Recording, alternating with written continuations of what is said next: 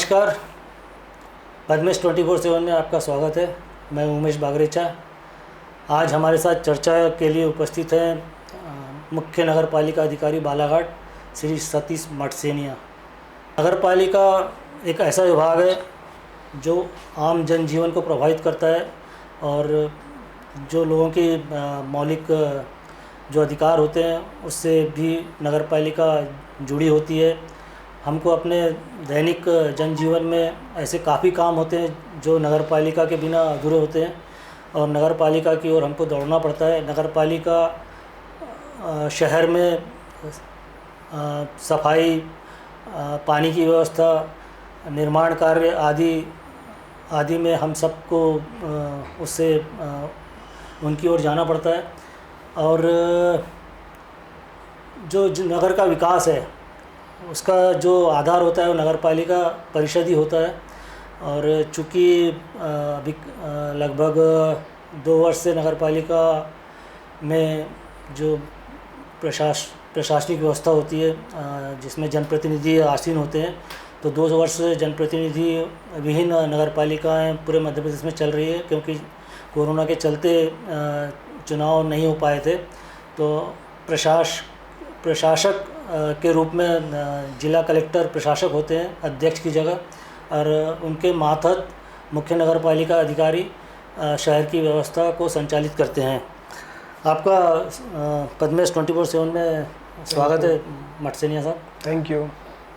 आप हालांकि मटसेनिया साहब को यहाँ इंटरव्यू के लिए लाने में मुझे थोड़ी मशक्क़त करनी पड़ी, क्योंकि वे किसी विवाद में पढ़ना नहीं चाहते थे। क्योंकि नगर पालिका एक ऐसा विभाग है जो हमेशा ही विवादों में रहता है, और चूँकि अभी वर्तमान में भी पूर्व में काफ़ी विवाद हुए हैं, तो ये उन विवादों से बचने की कोशिश में थे। किंतु मैंने आग्रह किया कि आपको, चूँकि जन समस्याओं से जुड़ी कई बातें हैं, तो आपको बिल्कुल प्रेस से चर्चा करने के लिए हाजिर होना चाहिए। तो मेरे आग्रह को उन्होंने मानते हुए चर्चा के लिए मेरे बीच उपस्थित हैं जी।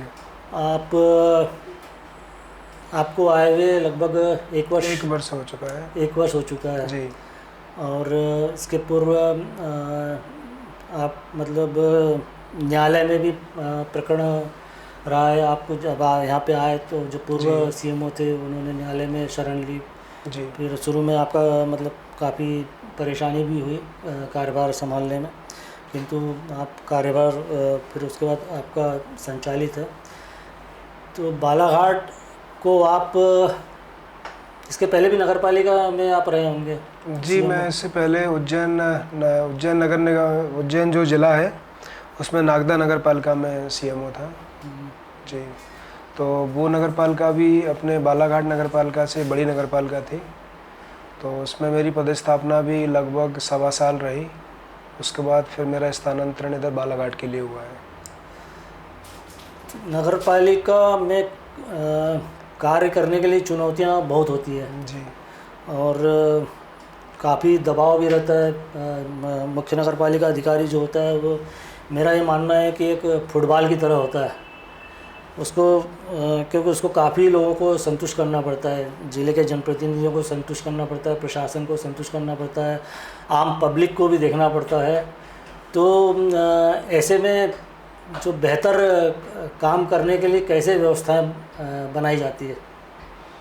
उसमें हमारा यही प्रयास रहता है मुख्य नगर पालिका अधिकारी के तौर पे कि जो काम मतलब विधिवत रूप से संभव हो पाते हैं वो काम हम लोग करते हैं, और जो मतलब हमारे मतलब उसमें प्रोसेस में नहीं आ पाते हैं, जो नियम विरुद्ध हैं, तो उसके लिए हम सामने मतलब जो भी जहाँ से भी निवेदन इस तरह से आता है या आदेश आता है, तो उसमें यही कोशिश रहती है कि हमारी प्रक्रिया में आता है तो हम इसके लिए करने के लिए तैयार हैं, उस काम को कर देते हैं। और जो नहीं आ पाता है तो उसके लिए मतलब यही बोला जाता है कि नहीं किया जा सकता है, तो ये संभव नहीं है, तो वो काम नहीं कर पाते हैं। अभी जो नगर पालिका का जो काम है, जैसे सफाई व्यवस्था, पानी की सप्लाई, भवन निर्माण के मंजूरी देना और बीपीएल के भी काफ़ी काम होते हैं, तो ये काम सारे क्या सुचारू रूप से संचालित हो रहे हैं?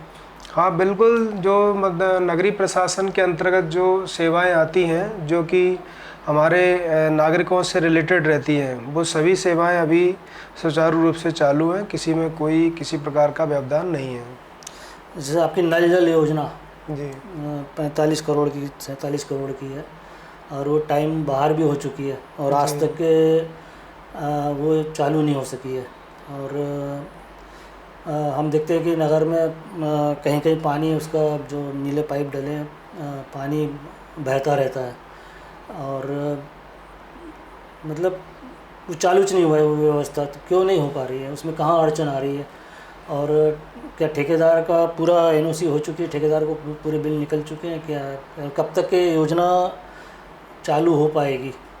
अगर ये अपनी जो जलावर्धन योजना है, जो लगभग 40 करोड़ के लगभग का उसका लागत है, तो उसका काम लगभग पूरा हो चुका है। केवल उसमें वाटर मीटरिंग और नल कनेक्शन ये काम रह गया है, जिसको भी हम मान सकते हैं कि 4-5% मान सकते हैं कि मतलब नहीं हुआ है। लेकिन नल कनेक्शन लेना और नल कनेक्शन को नहीं लेना, ये प्रक्रिया क्या है कि हमेशा के लिए चलने वाली प्रक्रिया है, जो कि चलती रहती है।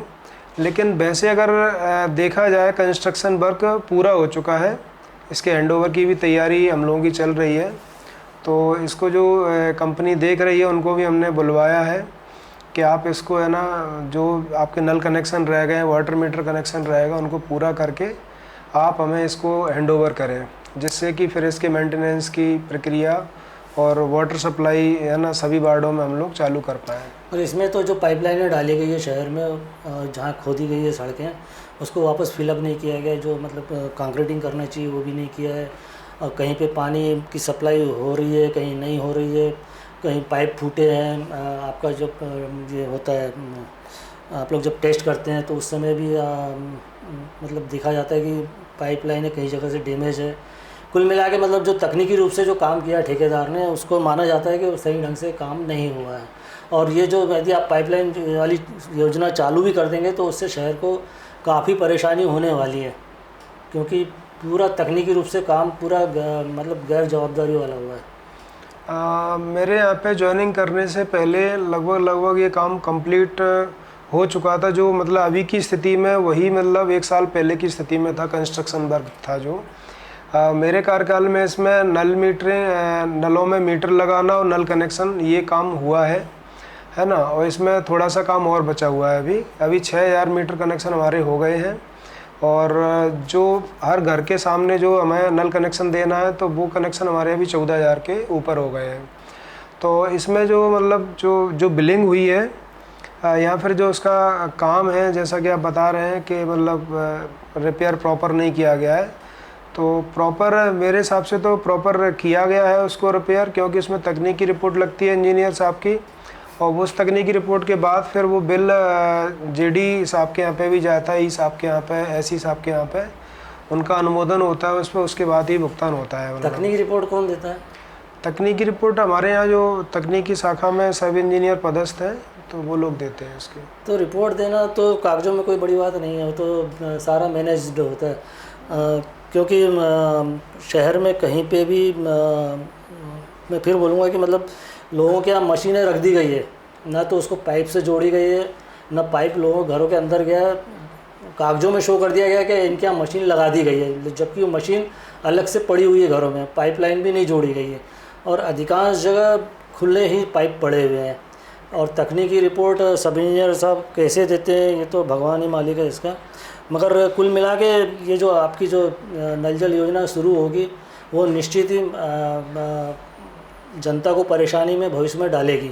जब ये पुरानी पाइपलाइनें बंद हो जाएगी तो निश्चित ही आम जन को पानी के प्रति काफ़ी दिक्कत होना स्वाभाविक है।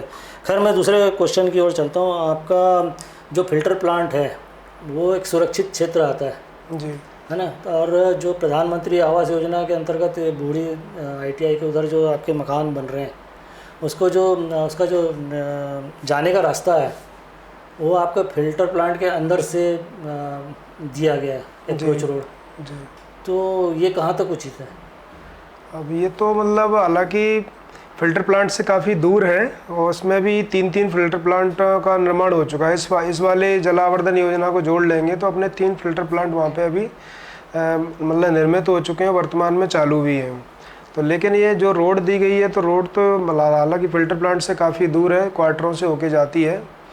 तो इसको ये कर सकते हैं, अगर इसमें किसी तरह की बाद में ऐसे डिमांड आती है तो इसके लिए उस रोड को है ना प्रॉपर पूरा बाउंड्री वॉल करके एक आम रोड के रूप में कन्वर्ट किया जा सकता है, जिससे कि लोगों को दिक्कत भी नहीं होगी और फिल्टर प्लांट में भी कोई भविष्य में इस प्रकार की अनहोनी ना हो। तो इस तरह से उस रोड को है ना एक आम रोड के रूप में AHP प्रोजेक्ट के लिए भी उसको उसी के लिए समर्पित किया जा सकता है।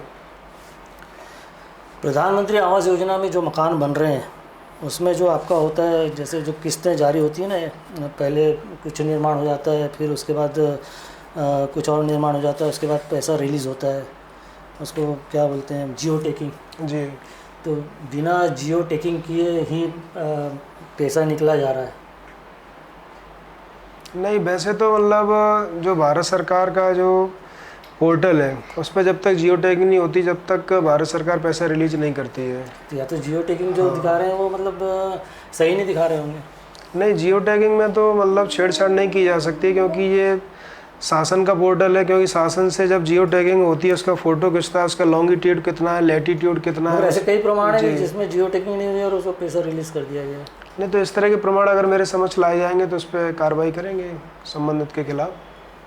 प्रधानमंत्री आवास में भी काफ़ी शिकायतें आती है कि जिनके मकान हैं उनको प्रधानमंत्री आवास दे दिया गया है, जिनकी खुद की ज़मीन नहीं है उनको प्रधानमंत्री आवास का दे दिया गया है। वैसे तो देखा जाए तो प्रधानमंत्री आवास उन लोगों के लिए सबसे पहले है जो बेचारे आवासहीन हैं, भूमिहीन हैं।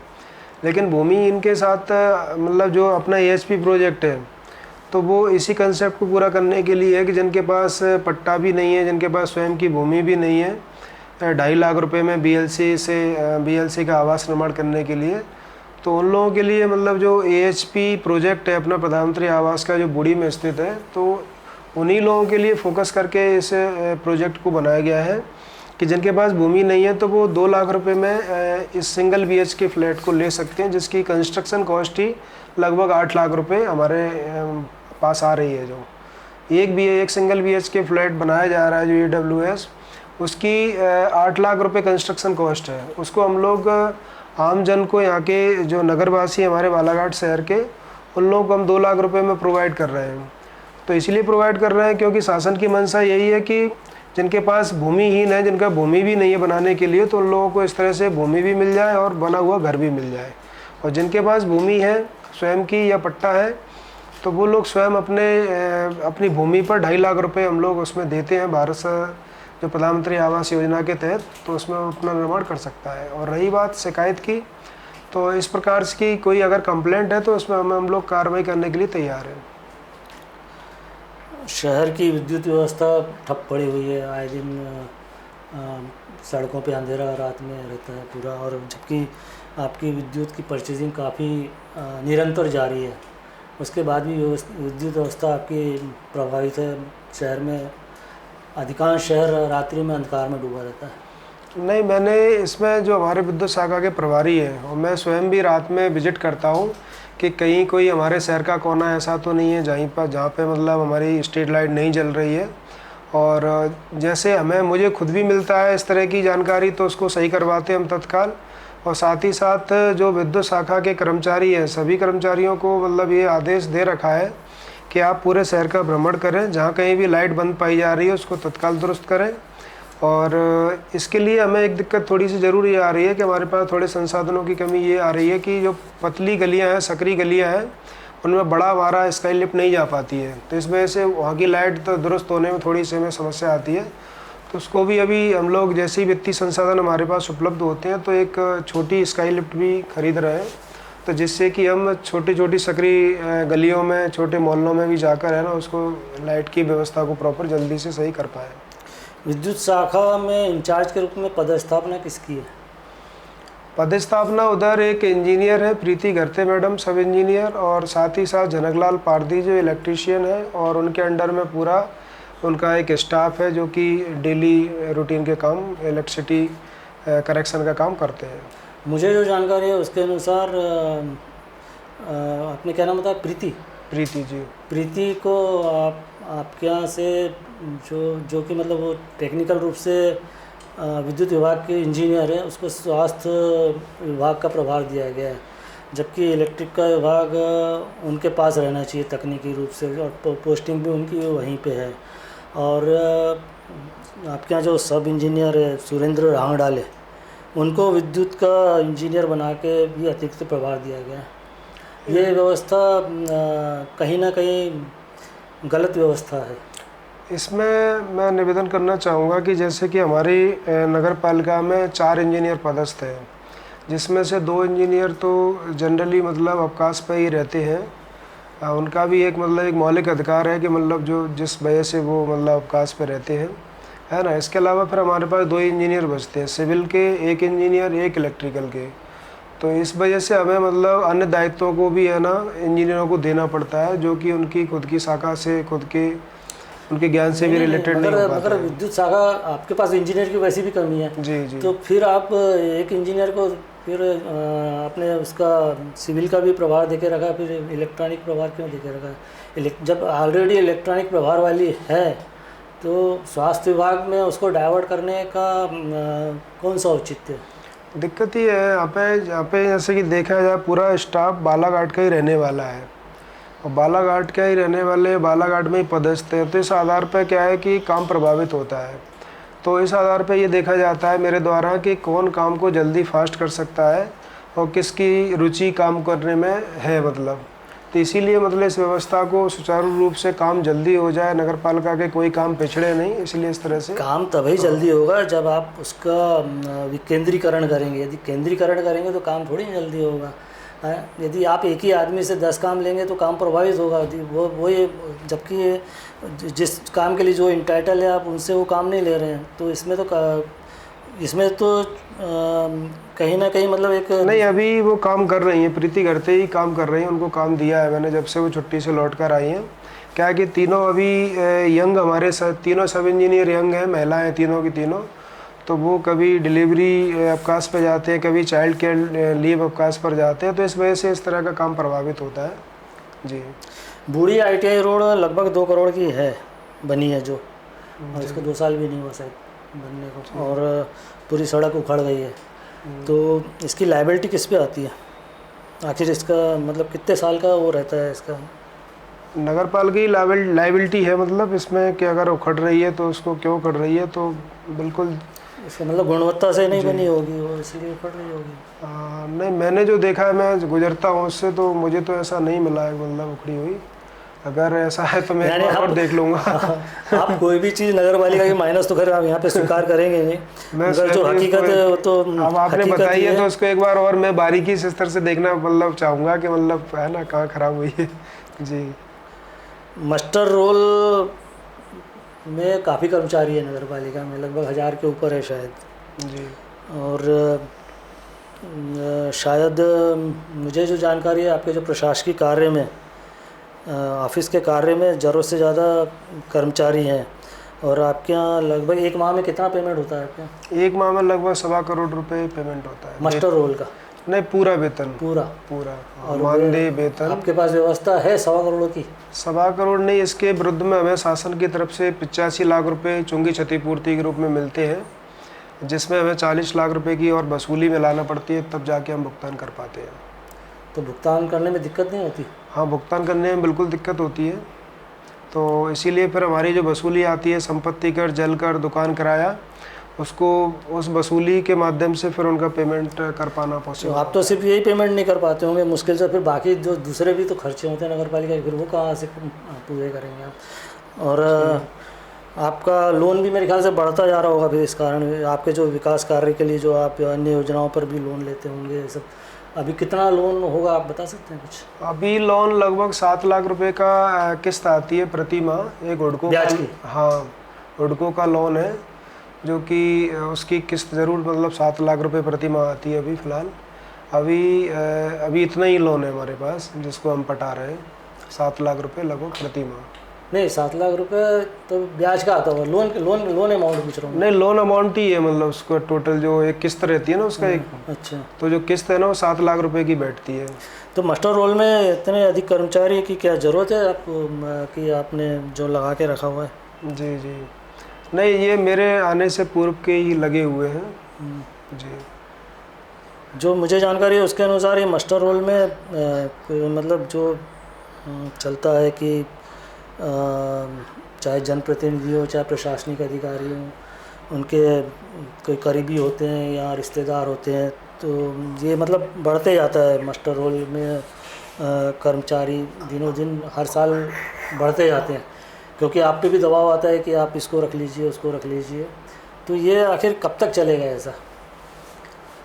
जैसे अभी अभी नगर पालिका फिर अपन नहीं बैठेगी, यदि मतलब अध्यक्ष ही कार्यकाल फिर से नया बैठेगा, तब फिर वो नया अध्यक्ष आएगा तो नए पार्षद आएंगे, इनके भी कुछ रिश्तेदार आ जाएंगे कि इनको भी नौकरी पे लगा लीजिए। आखिर ये व्यवस्था कब तक चलती रहेगी? और ये आर्थिक बोझ आखिर में जाके जनता पे जाएगा। आप नए नए टैक्स लगाएंगे, जैसे अभी आपने लगा दिया 1 रुपये प्रतिदिन जो टैक्स लगाया, तो ये सब आप नगर पालिका के खर्चे ये अतिरिक्त ये तो मास्टर रोल के कारण भी काफ़ी बढ़ते हैं और आपके इनकम की आय के साधन कम होते हैं। फिर आप जनता को आप टैक्स बढ़ाएंगे या जलकर बढ़ाएंगे या और कोई व्यवस्था करेंगे जी। तो ये कहाँ तक जायज़ है? इसमें अभी शासन स्तर से अब हम लोगों से भी जानकारी चाहिए गई है, सभी नगर पालिका नगर निगम नगर परिषदों से, कि आपके यहाँ पे कितने पद खाली हैं। तो अब शासन ये कर रहा है कि अब जो मास्टर पर रखने वाली व्यवस्थाएं थी अभी आगे आने वाले समय में पूर्णतः बंद हो जाएगी। ये टोटल भर्ती शासन स्तर से ही होगी, चाहे मतलब क्लास 4 के पद हों चाहे क्लास 3 के पद हों।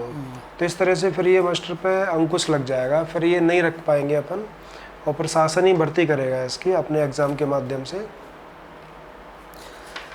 ये स्टेशन रोड से जो हनुमान चौक से स्टेशन रोड स्वीकृत हुई है, उसका टेंडर भी हो गया है जी जी, और अप्रूवल के लिए शायद गया हुआ है। इस पर भी लोन लेकर काम चल रहा है? हाँ, इसमें लगभग 25% राशि अनुदान के रूप में हमें राज्य सरकार से मिलती है और बाकी पैसा हमें लोन लेना होता है। सभी यूएलबी को लेना होता है, जितनी भी अपने 400 के लगभग यूएलबी हैं पूरे मध्य प्रदेश में। तो इसमें हम वो शेष राशि है जो हमारी 75% के लगभग, तो उसका हम लोन लेंगे। तो अभी इसके बारे में मीटिंग होनी है, एसएलटीसी की मीटिंग होती है स्टेट लेवल पे, तो उसमें अप्रूव हो जाएगा, उसके बाद फिर हमारी लोन की प्रक्रिया चालू होगी। तो इसमें 1,82,00,000 की लागत से 2 रोडें हैं, एक तो हनुमान चौक से स्टेशन रोड और एक सैन चौक से शमशान घाट वाली रोड। जी जी जी। ये अंबेडकर चौक से हनुमान चौक तक का जो नाला बन रहा है लगभग 1 करोड़ का, और हनुमान चौक में पानी का भराव होता ही है पहले से ही, वहाँ पे पानी का जो शहर का पानी वहाँ जाता है, वहाँ पानी थोड़ा सा ही पानी गिरता है तो वहाँ पे व्यवस्था बिगड़ती है। और अभी जो आप यहाँ से बना रहे हैं अंबेडकर चौक से हनुमान चौक तक नाला, और शायद वह पूर्व विधायक कंकर मुजारे के वहाँ तक ही बन पाया है, हाँ, वहाँ तक पहुँच गया अभी बनते हुए, वहीं तक बना है। हाँ। और उसका ढाल हनुमान चौक की तरफ दिया गया है। जी जी। तो जब पहले से ही वहाँ पे ऑलरेडी इतना पानी वहाँ पे इकट्ठा हो रहा है और आप एक ये नई व्यवस्था और बना दे रहे हैं, इधर का ही पानी उधर डाइवर्ट कर दे रहे हैं, तो इससे तो और स्थिति विषम होनी है। नहीं, उसमें हम ये करने वाले हैं, जैसे कि अंबेडकर चौक से हनुमान चौक तक नाला जाएगा, उसमें 2-3 उसके डिस्ट्रीब्यूशन हम क्रॉस डिस्ट्रीब्यूशन करेंगे। तो जिससे क्या है कि पानी वहाँ जाने से पहले काफ़ी है ना रोड क्रॉस करके उसके सामने वाली मतलब नाले में निकल जाएगा, तो इससे काफ़ी बर्डन है ना उसका कम हो जाएगा। और दूसरी बात यह है कि ये जो नाला बन रहा है इससे कितनी समस्या हल होगी, ये बनने के बाद मतलब काफ़ी हद तक प्रैक्टिकली पता चल पाएगा।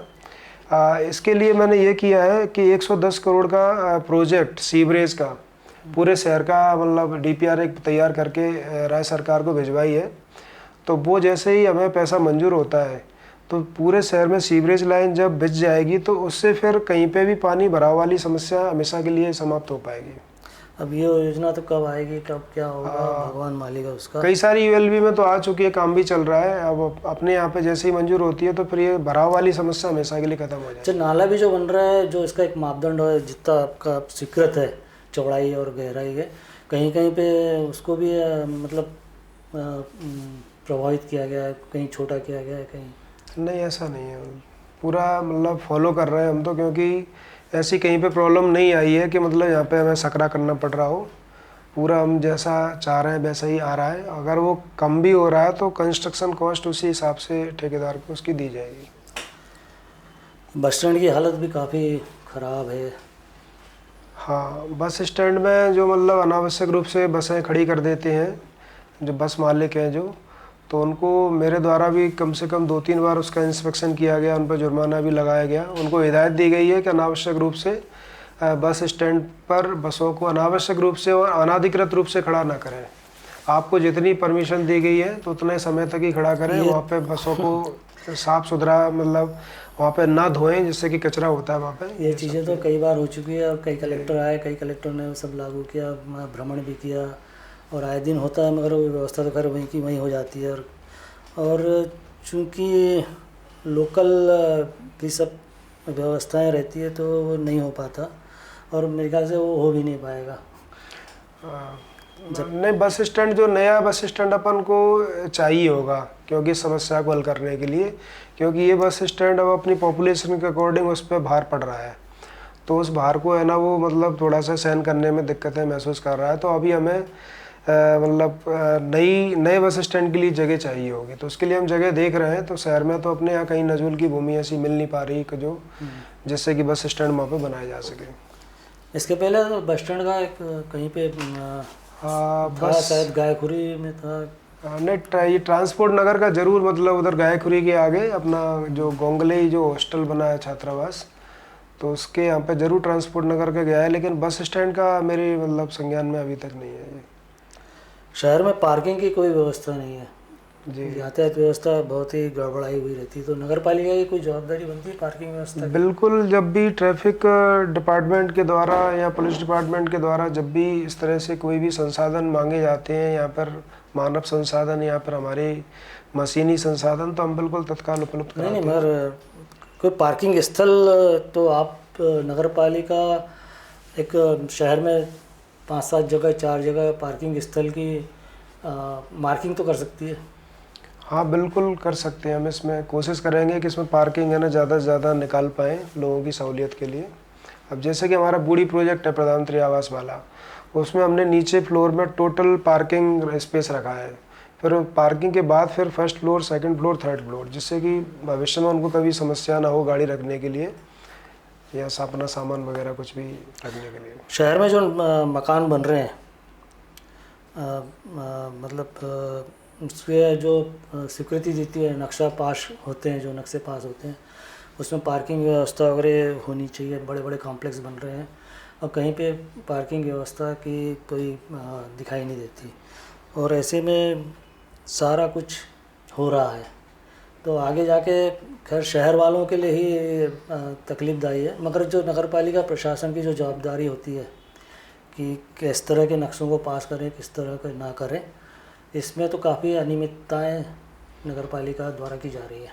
नहीं, नगर जैसे कि अब नक्शा कोई भी हितग्राही हमारे पास आते हैं, अभी आवेदक आते हैं कि हमें नक्शा पास करवाना है इस प्लॉट पे इतना इतना नक्शा, तो हमारी तरफ से बिल्कुल जो प्रॉपर उसका नक्शा है, जितना एफआईआर छोड़ना होता है तो उतना सब कुछ उसी के हिसाब से मंजूर किया जाता है। लेकिन बाद में क्या होता है कि हितग्राही के द्वारा, आवेदक के द्वारा उन मापदंडों का पालन नहीं किया जाता है और एफआईआर नहीं छोड़ा जाता है और कंस्ट्रक्शन जितना उन्होंने अनुमति ली है उससे ज़्यादा भी कर लेते हैं। तो ऐसी स्थिति में ज़रूर मतलब पार्किंग की दिक्कत आती है। तो इसके लिए भी हम लोग हालांकि चिंतित हैं कि जैसा हम बिल्डिंग परमिशन में दे रहे हैं तो वैसा ही हम फॉलो करवाएं उनसे कि आप ऐसा ही बनाएंगे, अन्यथा की स्थिति में हम लोग फिर जुर्माने की कार्रवाई करेंगे। मतलब प्रशासक साहब के मैं नॉलेज में लाऊंगा इस प्रकरण को कि अगर वो नक्शे के अकॉर्डिंग कोई बिल्डिंग अपनी नहीं बनाते हैं तो उन पर एक अच्छा खासा जुर्माना लगाया जाए, जिससे कि आने जुर्माना समझा आपने, जुर्माना लगा दिया है ना, जुर्माना भर देगा सामने वाला व्यक्ति, मगर वो पार्किंग व्यवस्था कहाँ से आएगी? जुर्माना है उसका समस्या का समाधान नहीं है। बिल्कुल सही कह रहे हैं आप, लेकिन मतलब हम पार्किंग के लिए भी हम पहला प्रयास तो हमारा यही है कि हम पार्किंग के लिए उनसे फॉलो करवाएंगे कि आप पार्किंग दीजिए, क्योंकि पार्किंग उसे उन्हीं आवेदक और उन्हीं हितग्राही के लिए वो फायदेमंद रहेगी भविष्य के लिए। आप उसका सर्टिफिकेट, जैसे भवन पूर्णता का एक सर्टिफिकेट भी देते होंगे? हाँ जी जी, तो वो सर्टिफिकेट आपको रोकना चाहिए जो देते हैं। बिल्कुल। मैं इसमें अपने नहीं होता है तकनीकी इंजीनियरों से इस बारे में मैं मतलब इसको फॉलो करूंगा और गंभीरता से। ये अवैध कॉलोनियाँ जो है शहर की, जी इसमें पहले नक्शे पास हो चुके हैं, है ना, और किंतु आजकल शायद नक्शे पास नहीं हो रहे कि अवैध कॉलोनी है करके। हाँ, मतलब ये जो अवैध कॉलोनी है उसमें शासन की तरफ से मनाही है ऑलरेडी कि आप नक्शे पास नहीं करेंगे अवैध कॉलोनियों में। जो वैध कॉलोनी में उसमें पास कर सकते हैं, अभी भी हम लोग कर रहे हैं। और पहले 30 दिवस में अब मतलब जो बिल्डिंग परमिशन दी जाती थी उसको शासन ने घटा के 15 दिवस कर दिया है, तो हम 15 दिवस में बिल्डिंग परमिशन दे रहे हैं। मगर जिन अवैध कॉलोनियों को आप परमिशन नहीं दे रहे हैं, है ना, जहाँ मकानों को, वहाँ उन मकानों को पहले, वहाँ पे कुछ मकानों को पहले परमिशन मिली है, और वहाँ पे आप अपने जो आपका जो कर होता है, सफाई कर या और भी जो दूसरा कर होता है, वहाँ आप विकास शुल्क ले भी रहे हैं। जी मतलब एक तरफ वहाँ के कुछ लोगों से आप विकास शुल्क ले रहे हैं और आपने पूरी पाइपलाइन भी बिछा चुकी है, आपने व्यवस्था भी कर चुके हैं, फिर ऐसे में कुछ को नक्शे पास, कुछ के नई विकास शुल्क आप ले रहे हैं, आपने पाइपलाइन वगैरह भी बिछा दी है, ये कितना उचित है? अब ये क्या है, राज्य स्तर से ही संबंधित है मामला, इसलिए इसमें वाराणसी में, जहाँ तक मेरी जानकारी है, वाराणसी में अवैध कॉलोनियों में स्वीकृति दी जा रही है, मकान के नक्शे पास किए जा रहे हैं। मैंने पता किया था वाराणसी में। नहीं, मैंने भी पता किया था, मेरे पास भी इन्फॉर्मेशन इस तरह की आई, कटंगी, बालाघाट या फिर अदर यूएलबीज में, अदर जिलों की यूएलबीज में नक्शे पास किए जा रहे हैं। तो मैंने खुद उन सीएमओ से लेटर भी जारी किया है मैंने, और फ़ोन पे भी बात की, तो उनके द्वारा मुझसे तो मना किया गया सर कि हम लोग अवैध कॉलोनियों में जारी नहीं कर रहे हैं बिल्डिंग परमिशन, वैध कॉलोनी में जारी कर रहे हैं। फिर आपने जहाँ मतलब मकान नहीं है, कई जगह जैसे मकान भी नहीं बने हैं ना, वहाँ पे कुछ ये भी नहीं हुआ है, उसके बाद भी आप लोगों ने पाइपलाइनें डाल दी है वहाँ पे नल जल की? वो सर वो डीपीआर के अकॉर्डिंग डाली है, जहाँ जहाँ डीपीआर में पहले से ही वो क्षेत्र को समाहित कर लिया गया था। क्योंकि पाइपलाइन वाला मामला क्या है कि सर आने वाले 25-30 साल 40 साल का ध्यान रखते हुए अपन डेवलप करते हैं क्षेत्र को, कि आगे आने वाले मतलब क्षेत्र बढ़ेगा, ब्रॉड होगा, तो इसका ध्यान रखा जाए। शहर की सफाई व्यवस्था, नाली की व्यवस्था, बिजली व्यवस्था, पानी व्यवस्था, मेरे ख्याल से तो ये सारा ही कुछ वर्तमान में गड़बड़ाया हुआ है। जी, अभी ऐसे सफाई व्यवस्था है, तो सफाई व्यवस्था के बारे में मैं स्वयं भी भ्रमण कर रहा हूँ, और इसमें मैं ऑफिस की तरफ से भी सभी कर्मचारियों की ड्यूटी भी लगा रहा हूँ कि एक वार्ड में कम से कम 2 कर्मचारी एक वार्ड में रहेंगे, जो कि भ्रमण करेंगे सुबह सुबह जाके 2 घंटे, और ये देखेंगे कहाँ पे साफ़ सफाई के लिए हमारी टीम अगर नहीं जा रही हो, या फिर कहाँ पे कचरा काफ़ी दिनों से डंप है, तो ऐसे सारे पॉइंट्स को कचरे से मुक्त किया जाएगा। और साथ ही साथ सभी नगरवासियों से डोर टू डोर निवेदन करेंगे हम लोग कि कचरा कृपया करके गाड़ी में ही डालें, जिससे कि हम अपने शहर को कचरा मुक्त बना पाएँ। ये शासन की कोई फरलो योजना है ना, उसके तहत आपके यहाँ जो उपयंत्री है सुरेंद्र रांगडाले, उन्होंने आवेदन दिया है कि फरलो योजना के अंतर्गत मुझे 3 वर्ष का अवकाश चाहिए और 3 वर्ष के बाद फिर वापस वो ज्वाइनिंग करेंगे। ऐसी कोई योजना है क्या? हाँ, एक मध्य प्रदेश शासन की योजना है जिसमें कि कर्मचारी अधिकारी जो मतलब स्वयं 3 साल का या 5 साल के 2 ड्यूरेशन है इसमें, इतने ड्यूरेशन का अगर अवकाश लेना चाहते हैं, इस अवकाश के अंतर्गत वो कुछ भी अपना काम करना चाहते हैं, नहीं करना चाहते हैं, उनको हाफ पेमेंट उसमें दी जाएगी। और जो भी शासन का नियम है, शासन की जो भी लाभ हैं, उन लाभों से भी वो वंचित नहीं रहेंगे, जैसे कि प्रमोशन हो गया, अन्य चीज़ें हो गई। तो इस तरह से योजना है, आवेदन एक प्राप्त हुआ है कार्यालय में। तो आपके पास तो वैसे ही इंजीनियर्स की कमी है जी, और आप बोल रहे हैं कि एक ही इंजीनियर है आपके पास, जबकि 2 छुट्टी पे हैं। तो यदि ये भी चले जाते हैं तो आपकी नगरपालिका का संचालन कैसे होगा? नहीं, काम नगरपालिका का जो कार्य है, टेक्निकल कार्य है, वो प्रभावित तो हो रहा है, क्योंकि 4 इंजीनियर पदस्थ हैं, उनमें से 2 काम कर रहे हैं, 2 में से भी अगर ये चले जाते हैं फरलो पे, है ना, दूसरी मैडम है, तो काम तो प्रभावित होगा। इस बारे में भी मैंने अवगत कराया है शासन स्तर पर कि हमारे यहाँ पे इंजीनियरों की कमी है, हमें कम से कम 2 इंजीनियर और दिए जाएँ, जिससे कि कार्य प्रभावित ना हो। और प्रशासक सर को भी मैं इस बारे में अवगत करा रहा हूँ कि हमारी वर्तमान स्थिति नगरपालिका की इस प्रकार है। सब इंजीनियर्स के लिए स्थानांतरण की क्या नीति है? कितने वर्ष में होना चाहिए इनका स्थानांतरण? स्थानांतरण तो राज्य सरकार की एक ही नीति है, मतलब जो ट्रांसफ़र नीति है जो, वो 3 साल में एक बार ट्रांसफ़र होता ही है मतलब। आपके सुरेंद्र रांगडाले जी तो 10 वर्षों से यहीं पे जमे हुए हैं। वो शासन से स्तर है, मतलब शासन स्तर से संबंधित है और चूँकि मामला। 10 वर्ष हो गए और अब ये विवादों में आ रहे हैं, तो अब ये यहाँ से मुक्ति चाह रहे हैं कि 3 साल इनको मुक्ति मिल जाए करके। अब वो सर उसमें उनका व्यक्तिगत मामला है और दूसरा मैं शासन बोल से रहा रिलेटेड था है। कि जो गार्डन बना है काली पुतली चौक पे, उसमें जो दुकानें निकाली गई थी और उसका गेट इधर से वारासिनी रोड के तरफ से दिया गया था और वहाँ पे पार्किंग व्यवस्था भी बेहतर थी, और जो उसकी मतलब जो आवंटन भी हुआ था वो इसी हिसाब से हुआ था कि इधर से जो प्रवेश होगा तो वो पहली दुकान कहलाएगी, और वो हनुमान मंदिर तरफ की जो दुकान है वो नंबर से लास्ट दुकान कहलाएगी। तो उस हिसाब से जो पैसा भी रखा गया था वो इधर सामने की दुकानों का ज़्यादा रखा गया था और उधर की दुकानों का कम पैसा रखा गया था। और चूँकि सारा ही व्यवस्था तो आजकल सब राजनीति से प्रभावित होती है, तो ये व्यवस्थाएं भी पूरी राजनीतिक प्रभावित थी। और जो वो दुकानें उस साइड की जो ली गई थी वो आपके जनप्रतिनिधियों से जुड़े लोगों ने लिए थे, मतलब सफ़ेद खद्दरदारियों ने। और दूसरा आपके नगर पालिका के जो सब इंजीनियर हैं सुरेंद्र रांगडाले, उनके भी रिश्तेदार के नाम से इन्होंने भी वहाँ दुकानें लिया है। और आज पता लगा है कि इधर जो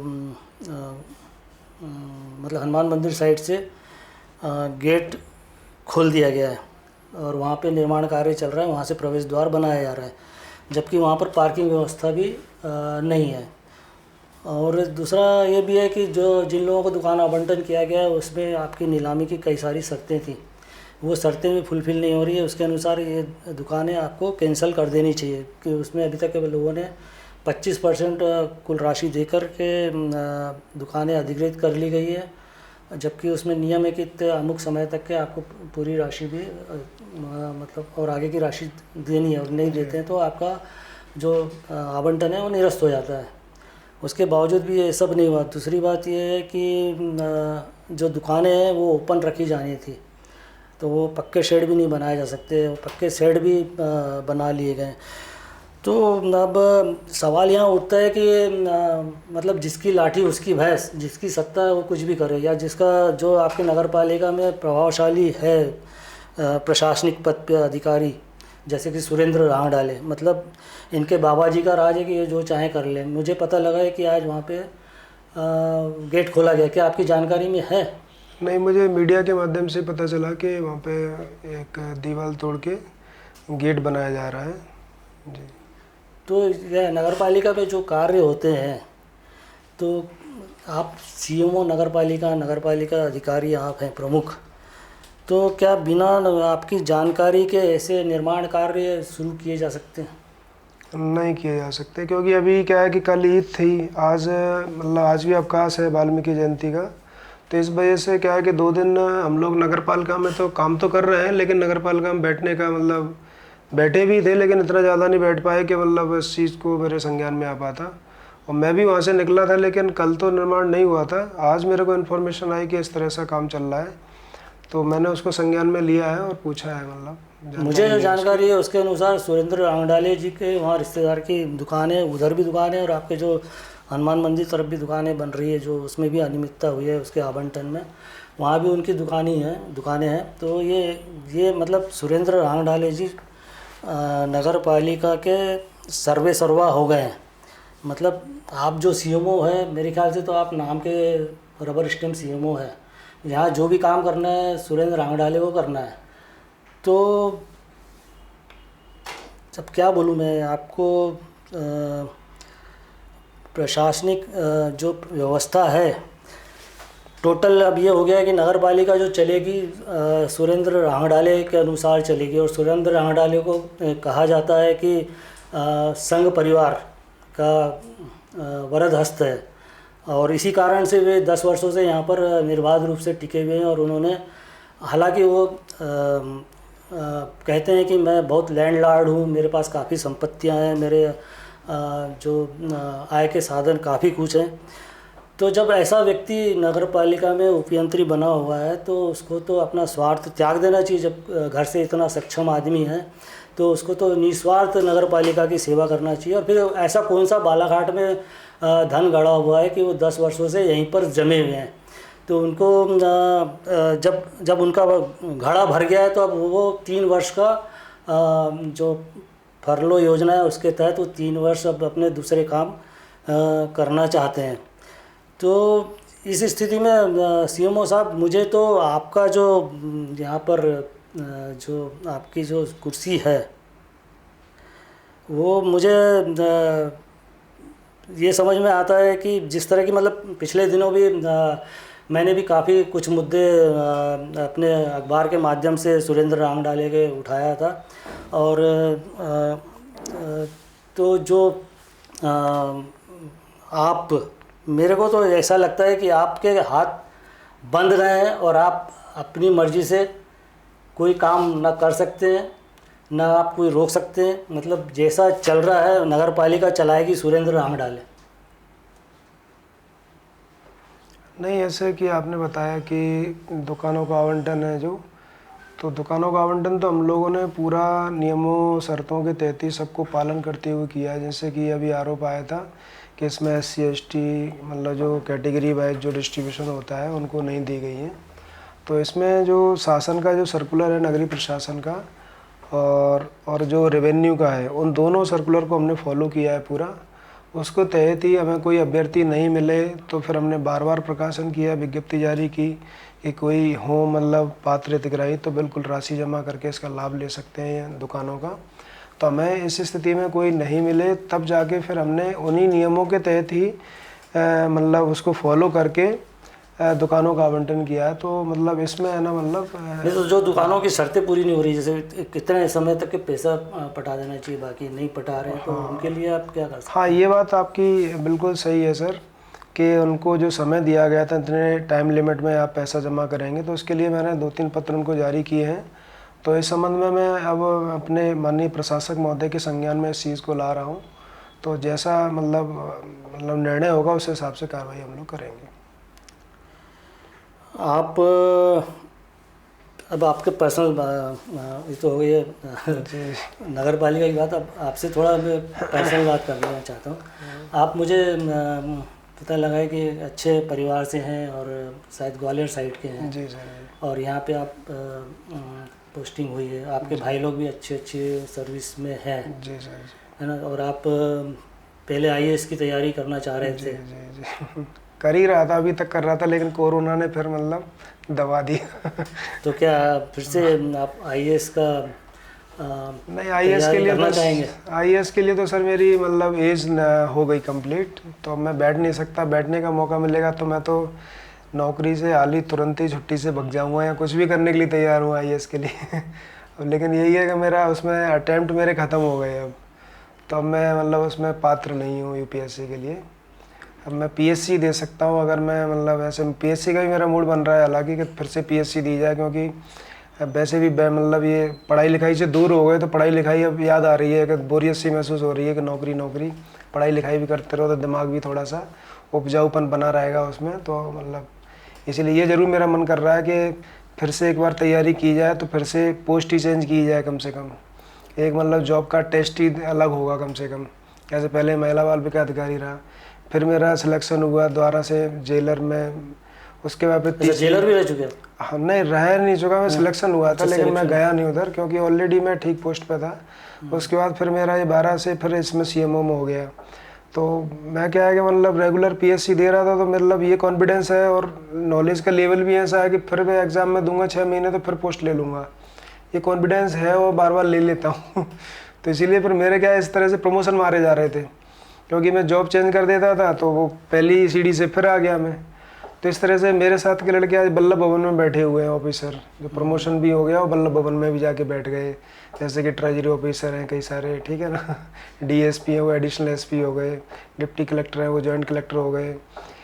तो ऐसे करके मतलब मैं मतलब इसलिए पीछे रह गया क्योंकि बार बार मैं PSC देता रहा, चेंज करता रहा।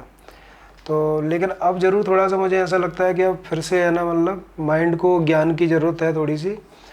तो मैं एक बार तैयारी फिर से कर ली जाए, मतलब एक नया चेंज मिलेगा, किसी विभाग में मिल जाए भले ही, कोई सी भी डिपार्टमेंट में कोई भी पोस्ट मिले तो एक बार चेंज हो जाए थोड़ा सा लाइफ में।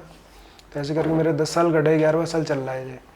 तो नया चेंज होगा तो हो सकता है कि 6-7 साल 8 साल उसमें भी अच्छा लगे फिर। तो जब तक अटैम्प्ट है मेरे पास तो मैं कोशिश कर रहा हूँ कि फिर से एक बार पीएससी दी जाए और एक डिफरेंट मतलब डिपार्टमेंट में जाके सेवाएं दी जाए अपनी। शहर के विकास के लिए कि आपके पास कोई योजना है, कोई ऐसा? और जैसे आपको फंडिंग का प्रॉब्लम होता है और ये चीज़ें होती है, तो शहर के विकास को लेकर बिल्कुल है सर। जैसे कि मनुष्य के बारे में बताया ही जाता है कि मनुष्य एक चिंतनशील प्राणी है, वो हमेशा चिंतन करता रहता है, सोते जागते कोई भी क्रिया करते समय। तो मेरे साथ भी ऐसे ही है और मैं सोचता हूँ कि मतलब ऐसे अपने शहर का डेवलपमेंट अपन कैसे करें। हालांकि हमारा डिपार्टमेंट भी इसके लिए अच्छी अच्छी जगह हमारी ट्रेनिंग करवाता है, अच्छे अच्छे शहरों में ट्रेनिंग करवाता है। और इसके लिए मतलब जो पिछले पीएस सर थे, कमिश्नर सर थे, उन्होंने भी इस बारे में बताया कि हम आप लोगों को फ़ॉरेन भी भेजेंगे, जो अच्छी सिटीज़ हैं फ़ॉरेन की, कि वो सिटीज़ इतनी बेहतर क्यों हैं, मतलब उनकी नालियाँ अच्छी क्यों, उनकी सड़कें अच्छी क्यों हैं, उनकी सड़कें इतनी समय तक क्यों चल जाती हैं, आखिर वो कौन सी क्वालिटी यूज़ कर रहे हैं, आखिर उनका मतलब इतना सारा डेवलपमेंट क्यों दिख रहा है। हमारे पास पॉपुलेशन ज़्यादा है, रेवेन्यू भी ठीक ठाक आ रहा है, तो फिर हमारा क्यों नहीं दिख पा रहा। तो इन सब पे मैं स्टडी करने के लिए मतलब बाहर भी मतलब भेजने का ऐसा चल रहा है मतलब है ना। तो इससे भी हम लोगों को सीखने को मिलता है कि मतलब हम अपनी सिटी में फिर जाकर है ना पोस्टिंग पे जाके हम क्या बेहतर कर सकते हैं। तो जैसे कि जो यहाँ की बेसिक चीज़ है, पहला तो रेवेन्यू मतलब जनरेशन है सर।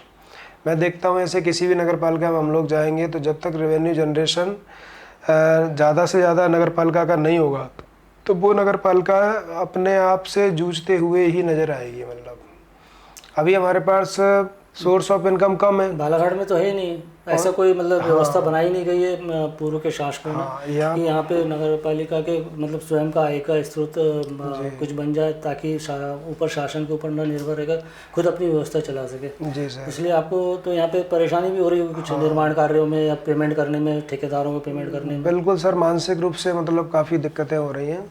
तो यहाँ पे ऐसे देखा जाए सर तो रेवेन्यू जनरेशन में ये किया जा सकता है कि यहाँ पे ऐसे अपन को लैंड मिल जाए, यहाँ पर नगर पालिका की लैंड खरीदे, मतलब 10-20 एकड़ ही खरीदे कम से कम, या 5 एकड़ ही खरीदे जो शहर से सटी हो या शहर के अंदर हो, जैसा भी है जो सस्ती दरों पे हो। वहाँ पे हम ऐसे 2-3 मैरिज गार्डन डाल सकते हैं, स्विमिंग पूल डाल सकते हैं जिससे रेवेन्यू जनरेशन आए। नगर पालिका का स्वयं का होटल हो सकता है, सामुदायिक भवन हो सकते हैं जिसमें लोग बर्थडे पार्टी मना रहे हैं या छोटे आयोजन कर रहे हैं तो 5,000 में बुकिंग हो गई, 10,000 में बुकिंग हो गई। तो इस तरीके से पता चला कि इस तरह से काफ़ी सारे रेवेन्यू जनरेशन के पॉइंट अपन जनरेट करेंगे तो इससे ये होगा कि 2-3 करोड़ रुपए हो सकता है इन माध्यमों से आ जाए। तो 2-3 करोड़ इन माध्यमों से आ गए।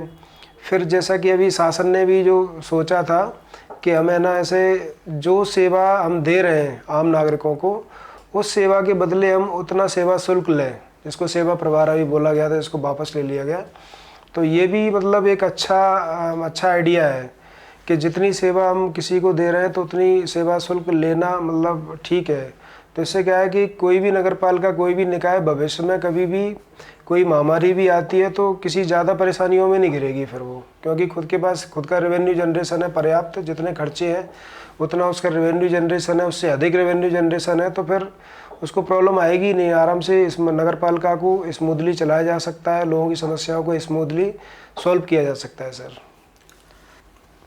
अब चर्चा को यहीं पे विराम देते हैं और हमारे बीच में उपस्थित सीएमओ सतीश मटसेनिया का हम आभार व्यक्त करते हैं कि उन्होंने हमारे बीच में उपस्थित होकर हमारे साथ चर्चा में भाग लिया और कई आवश्यक जानकारियाँ दर्शकों तक हम पहुंचाने का ये प्रयास हमारा कैसा रहा, आप हमें सुझाव दे सकते हैं।